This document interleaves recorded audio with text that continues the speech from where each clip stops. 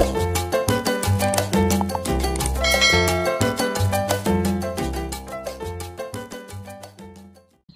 morning mga kaibigan, kumusta po tayo? Sana po ay nasa mabuti tayong kalagayan mga kaibigan. Ngayon po ay magpupurga tayo sa ating mga alagang manok. At ito po ay mahigit isang buwan na itong aking mga alagang manok. Ito nga pala yung ginawa kong kulungan ng mga sisiw. At yan po, may laman na yan. Ito po. At saka yung isa. At ito naman, ito na yung mahigit isang buwan at binaba ko na sila. At mga kaibigan, ngayon po ay magpupurga tayo.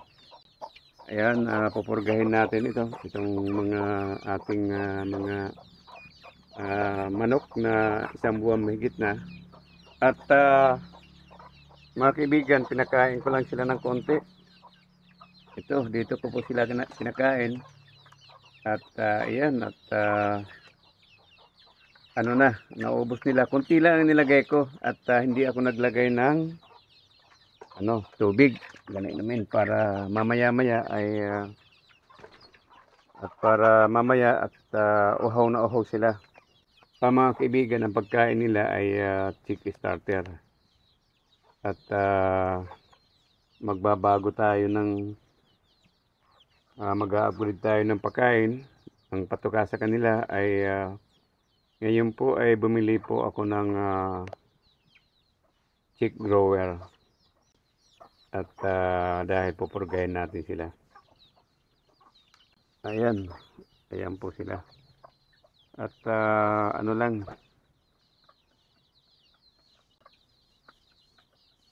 ayan, mga gutom. Ayan, at nauhaw sila para hindi ako nagbigay ng, pinakain ko lang sila ng konti para hindi naman konti lang ang nilagay ko at walang tubig para uhaw na sila ngayon at nakikita ko. Ayan. Mga kaibigan, ito yung ginawa ko dati. Mayroon tayong upload doon. Ayan. Ayan yung mga sisiyo. Ayan mga siguro mga 2 weeks. At itong isa ay kahapon ko lang po binaba. Ay meron siyang 8 mga sisiw. Ayan po. Meron siyang 8 sisiw. Okay mga kaibigan, ngayon po ay magtitimpla na tayo ng ating bastonero. At dito sa labas, mayroon din tayong ayan. At ito, 2 linggo na rin.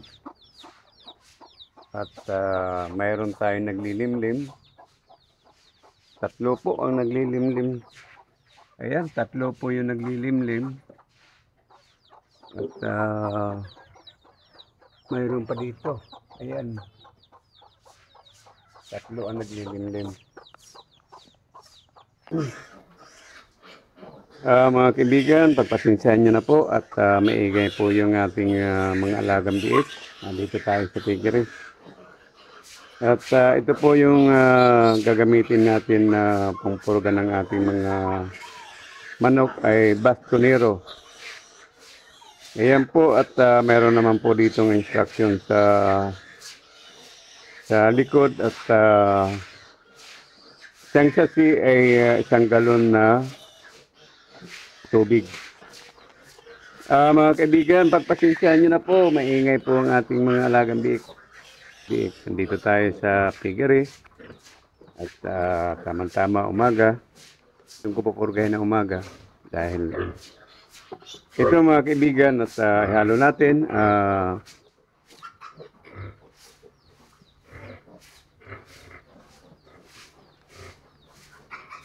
Mga kaibigan, hindi ko masyadong pinuno, hanggang dito lang para sure tayo na mabisa po ang ating pamurga. Ito po ay ginawa ko lang DIY at dito natin ilalagay. Ayan, mga kaibigan, hindi ko lang dadamihan para sigurado mauubos nila sa isang araw. Ayan.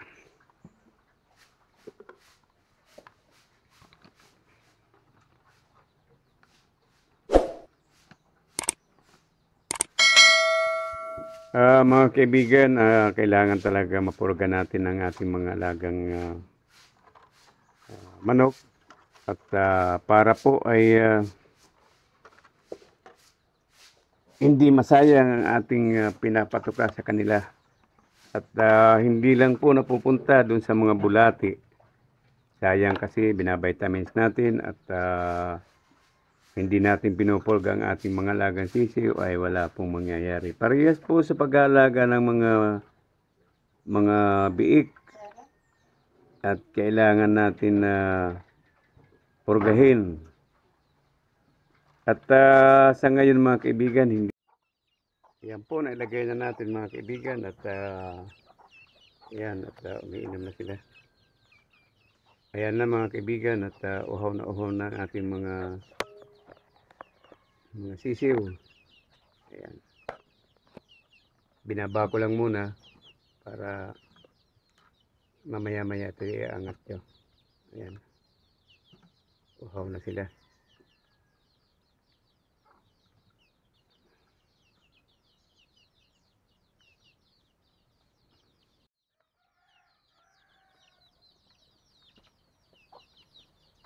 Okay mga kaibigan, maraming salamat po sa inyong lahat, lalo na dun sa mga katulad ko na nagpaparming po ng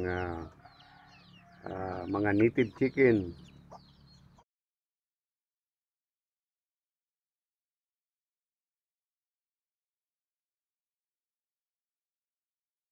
Mga kaibigan, bago po tayo bumitaw, kung maaari lang po, pahingi po ng isang subscribe. Iyan po ay malaking tulong po para sa aking YouTube channel. Okay mga kaibigan, ingat po lagi. Babo!